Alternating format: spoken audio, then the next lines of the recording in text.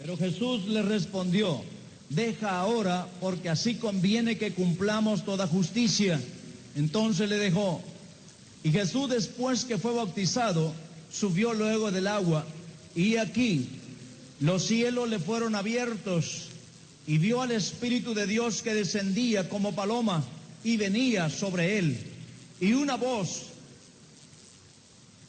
una voz de los cielos que decía: este es mi Hijo amado, en quien tengo complacencia.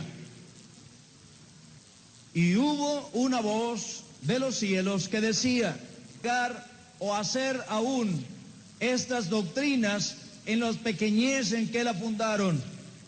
Pero cuando nosotros estudiamos la palabra de Dios, encontramos que Dios a través de los tiempos ha tenido un deseo de revelarse a la raza humana, de darse a conocer a cada individuo. La palabra doctrina significa o viene de la palabra enseñanza docta y puede aplicarse a cualquier tipo de enseñanza. Doctrina, decíamos, se deriva de esta palabra docta. Jesús habló sobre la doctrina de los fariseos. Por tanto, cuando viene la palabra docta y su propio nombre, entonces sería doctrina. Pero cuando viene de la palabra indocta, entonces tendríamos indoctrina. Y esta es la razón por qué algunas veces encontramos a cientos de personas creyendo lo que no está en la palabra de Dios, del Espíritu Santo. Porque los apóstoles solamente eran instrumentos de Dios trabajando en nombre del Señor Jesucristo. Entonces este libro, a pesar de que es un libro o el libro histórico del Nuevo Testamento, da el relato de cómo los apóstoles y la iglesia en el principio hacían. El evangelio que la iglesia predicaba para la salvación a todos los hombres consistía en 3 pasos y puntos bien fundamentales. Primero era el arrepentimiento, que empezó a predicarse por Juan el Bautista. Continuó el Señor Jesucristo diciendo: si no os arrepentís, todos pereceréis igualmente. También la iglesia predicaba y los apóstoles predicaban el bautismo en el nombre del Señor Jesús. Jesucristo también lo apoyó. También los apóstoles predicaban la necesidad de ser llenos o recibir el don del Espíritu Santo. De esto está lleno el libro de los Hechos de los Apóstoles. Entonces Dios ha estado siempre interesado en revelarse a sí mismo a la humanidad. Cuando leemos este versículo, capítulo 3, versículos 16 y 17 de este libro: y Jesús, después que fue bautizado, subió luego del agua, y aquí los centros de las aguas. Y dice Juan: y vi al Espíritu que descendía como paloma sobre el cuerpo de Jesús. Entonces, quiere decir, una paloma es un ave, esa no es persona. Luego también dice: oyó una voz que decía: este es mi Hijo amado. Esa voz tampoco es una persona. De modo que ni la voz, ni este pájaro que viene hacia Jesús es una persona. La única persona es Jesús, que está en las aguas.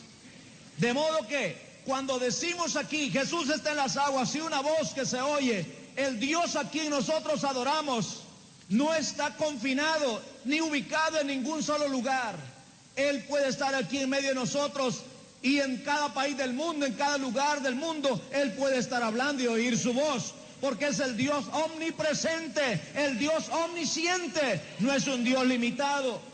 Y cuando Juan dice: vi al Espíritu de Dios que descendía como paloma, no está diciendo ni que era una paloma, sino que ahí se usa aún el símil, señalando de que él vio una silueta con las cualidades propias de una paloma.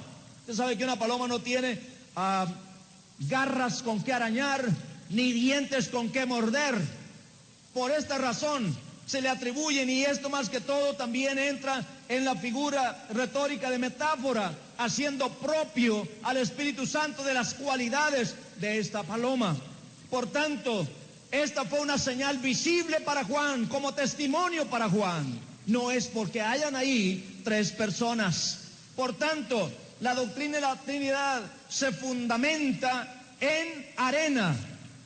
Pero la verdad sólida que Jesucristo es el único Dios está sobre la roca eterna que es Dios mismo. Cuando decimos apreciar la creación que Dios ha hecho, y esto quiere decir que en esta creación Dios se estaba revelando a sí mismo al hombre. Porque cuando nosotros estudiamos lo que se conoce como teología exegética, esta nos lleva de efecto a causa.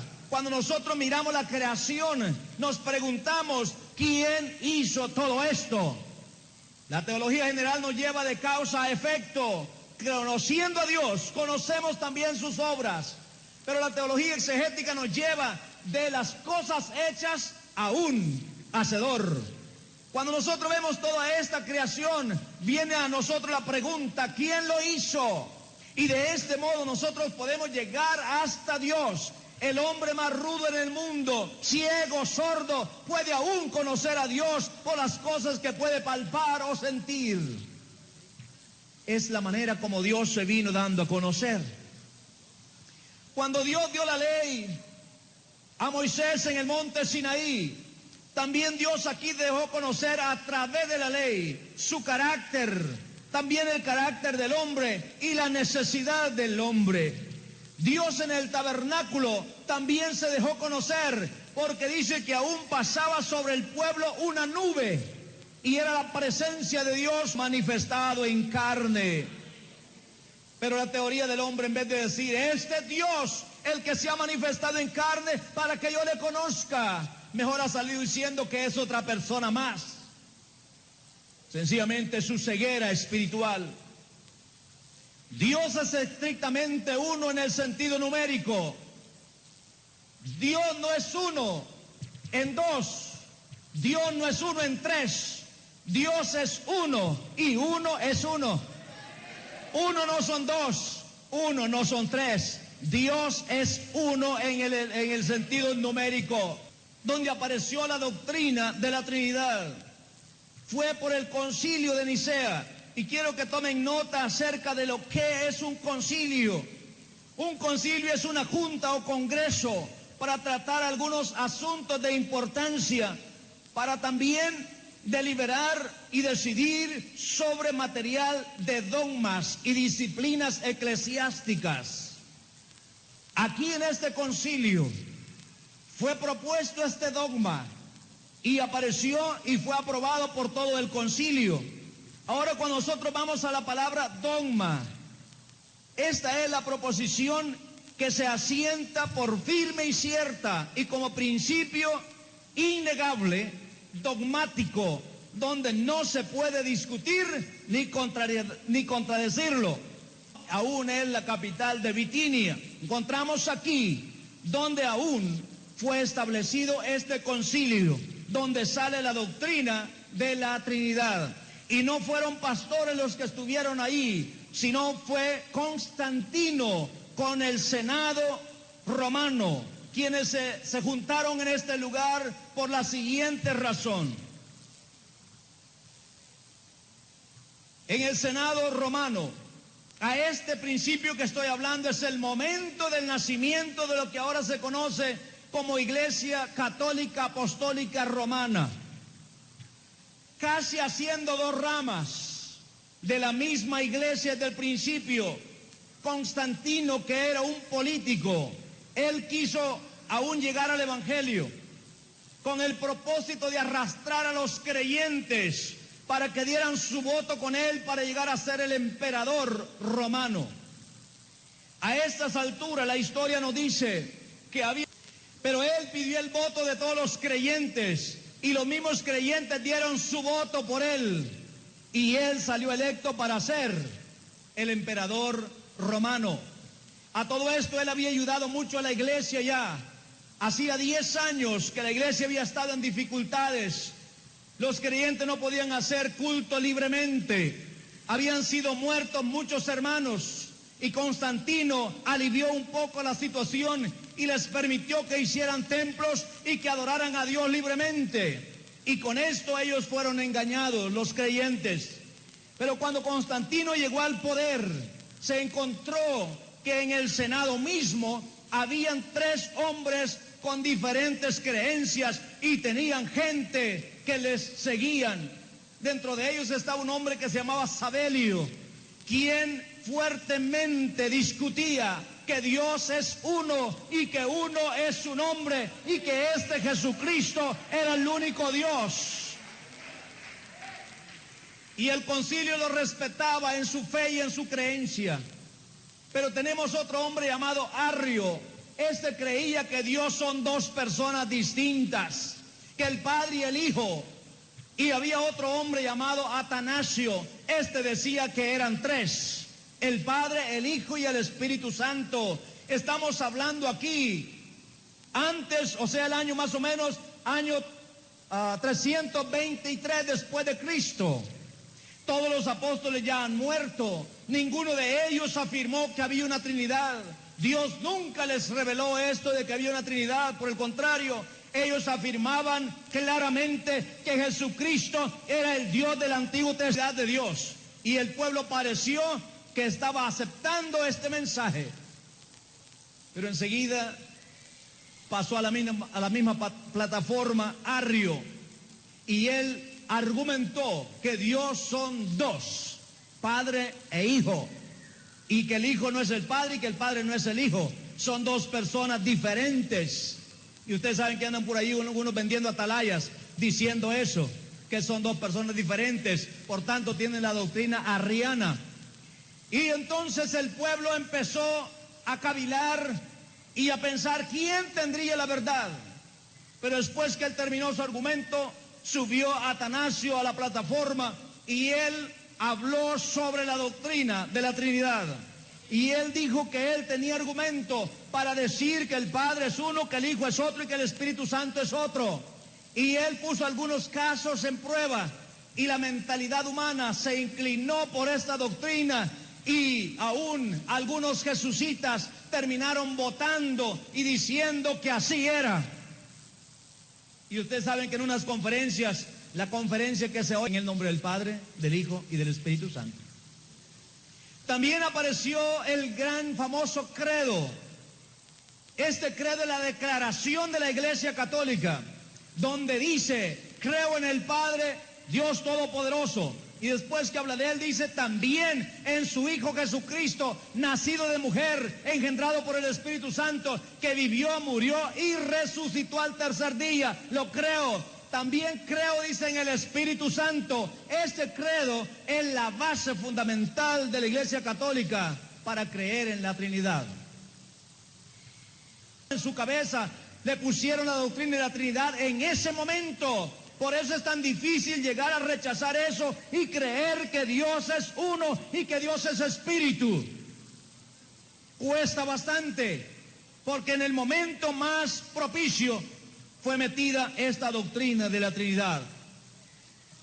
Cuando nosotros vemos aquí que estos 3 hombres eran parte del gobierno romano, eran parte aún, Atanasio, él siempre había inventado algunas doctrinas rarosas, porque él quería ser original en sus creencias, y por andar con dogmas un poco rarosos, 7 veces había sido desterrado a una isla, y 7 veces fue traído nuevamente. Y por último, cuando él empezó a hablar de la Trinidad, hermanos se le acercaron, hermano Atanasio, por andar hablando tonteras, siempre te han desterrado y por milagro te han traído de nuevo. ¿Cómo puedes ahora estar diciendo esta doctrina que Dios son 3 personas distintas?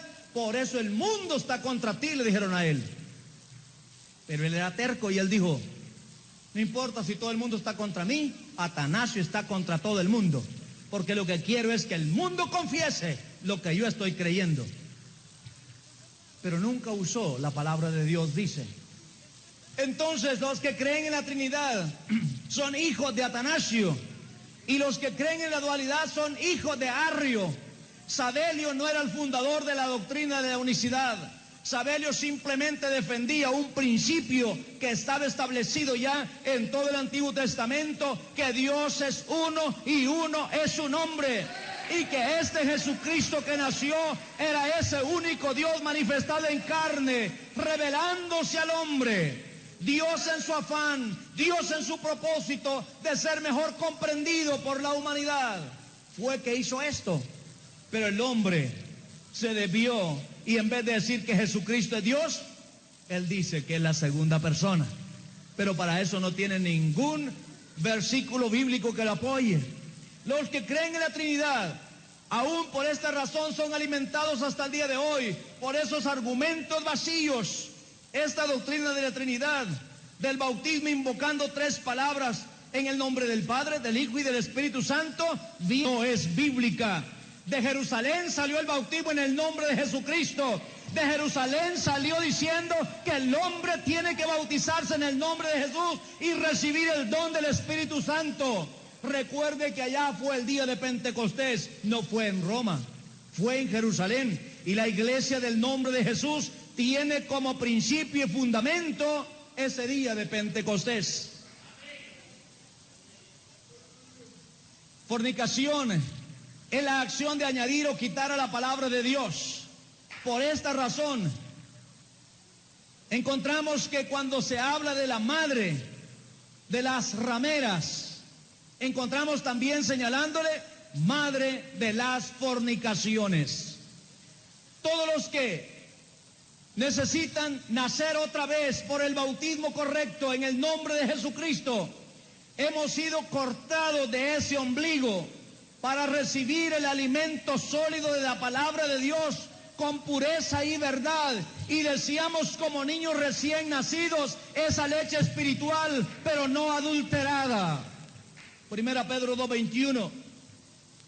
Dios 3 en 1. Esa es la doctrina. Un Dios, pero en tres personas. Ahora hay algunos que ya andan diciendo que no son trinitarios, o sea que ya les da un poquito de vergüenza, y ahora andan diciendo que creen en la triunidad. Y la palabra triunidad quiere decir un Dios en tres personas. Pero yo creo que también debe darle vergüenza a esta doctrina y ese tipo de Dios que tienen, porque ¿cómo es posible que haya un Dios así? Eso sería un monstruo, un ser con tres cabezas, con 6 brazos, con 6 piernas, con 6 ojos y 3 bocas. Yo no creo que usted esté hambriento de un Dios así. Yo no necesito un Dios monstruo, yo necesito un Dios que entre a mi vida, que viva en mi ser, que satisfaga mi ser interior. Y para eso necesitamos un Dios que es espíritu. Este es un Dios tripartito, 3 en 1 y 1 en 3. Ustedes han oído hasta de un aceite que así le llaman 3 en 1. Y los trinitarios dicen que Dios es igualito a ese aceite, 3 en 1. Pero hermanos, nosotros adoramos a un Dios que fue declarado por Jesucristo. 4:24 de Juan dice, Dios es espíritu y busca adoradores que adoren en espíritu y en verdad. Él no dijo que busca adoradores que adoren a la Trinidad. Él dijo que busca adoradores que adoren en espíritu y en verdad. En la Biblia yo encuentro una Trinidad, pero encuentro una Trinidad diabólica, satánica. Dice Apocalipsis capítulo 19.